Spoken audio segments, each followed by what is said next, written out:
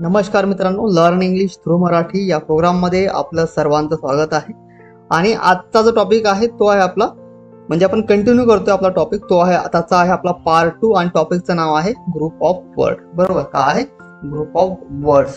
म्हणजे याच्या अगोदर आपण एक पार्ट घेतलेला आहे, आजचा पार्ट आहे पार्ट 2. तर सुरुवात करूया. बघा आता बघा, जेव्हा आपण मराठीमध्ये म्हणतो की आम्ही तिघे, आम्ही तिघे, तर हे झालं मराठीमध्ये. इंग्लिशमध्ये कसं होईल? इंग्लिशमध्ये होईल वी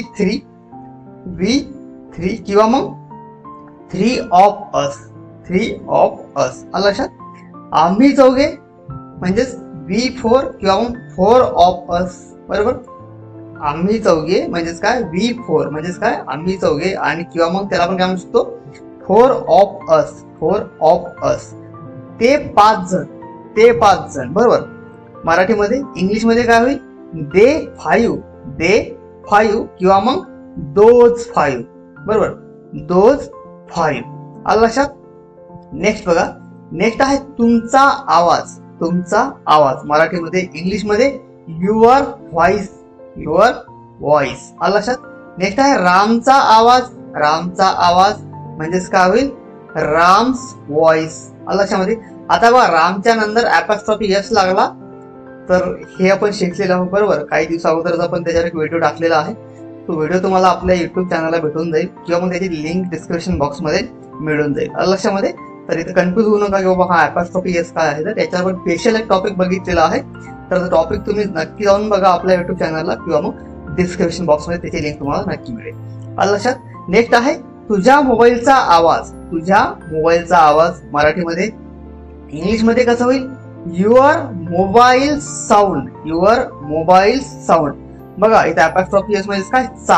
आलं लक्षात? म्हणजे मोबाईलचा. आलं लक्षात? युअर मोबाईल साऊंड म्हणजेच काय? तुझ्या मोबाईलचा आवाज. नेक्स्ट आहे तुझ्या कम्प्युटरचा आवाज, तुझ्या कम्प्युटरचा आवाज. मराठीमध्ये कम्प्युटरला काय म्हणतो? संगणक म्हणतो. आलं लक्षात?